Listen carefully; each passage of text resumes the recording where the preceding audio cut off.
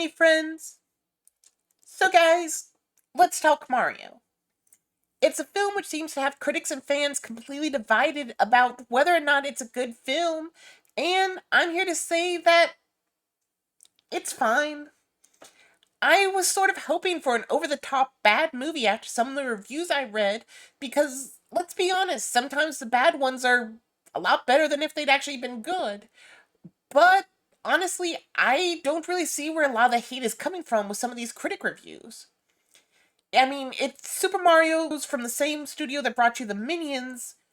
What did you guys think you were going to get? But before we dive in, as always, if you want to stay up to date on all the latest news and reviews in gaming and movies, please like and subscribe, as it just really helps my small channel to grow. Now that that's over, let's get into it. And guys, I am sad to say I was wrong. Jack Black as Bowser was not my favorite character in the movie. No, that title goes to Lumily, who may just be my spirit animal. Star thing. Just watch the clip. There's no escape. The only hope is the sweet relief of death. Whoa! Adorable, right? That being said, Jack Black does an amazing job as Bowser, as I fully expected him to. The fact that Bowser is such a powerful force, but also a complete simp for Peach, is probably my favorite character development in the series so far. The biggest surprise to me, though, was how much Donkey Kong we were getting. I had no idea the DK was voiced by Seth Rogen until I got there, as I tend not to watch too many trailers to spoil stuff for myself. From the initial trailer I saw, I figured he would be a one-off, but no, he's actually in a fairly decent part of the movie. I was also impressed with Princess Peach throughout the movie, and actually thought her character got done really well as more than just a damsel in distress. She's a bit more fleshed out with far more agency than I've ever really seen from her, and in fact the real damsel in distress for most of the movie is actually Luigi. Which, poor Luigi, that guy just can't get a break, can he? Though at least he does get a few good moments to shine, so thankfully he's not a punching bag the entire movie.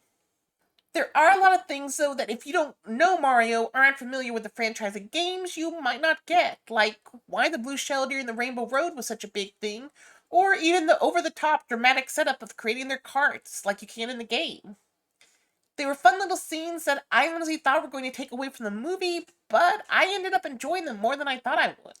And now, while you've undoubtedly heard me lament about CGI a lot in my reviews, in a movie like this where it's all CGI, I mean, what do you expect?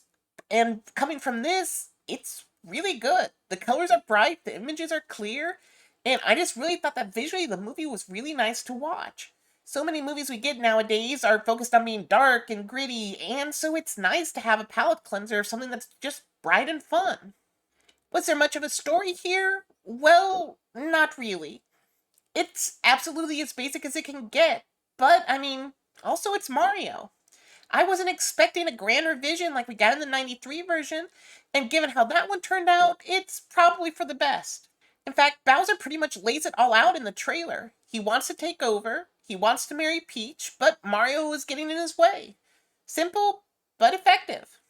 Now, by this point, you've probably realized that I've talked a lot about the movie, The Super Mario Bros., without really talking about the Super Mario Bros. And they're fine. Do I like Chris Pratt's voice as Mario? That's a go. No. But I also don't really like Seth Rogen as Donkey Kong.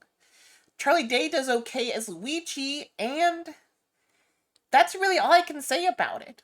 The voices aren't what I'd like them to be, and I don't know, other than just star power, why they wouldn't have the original voice actors return.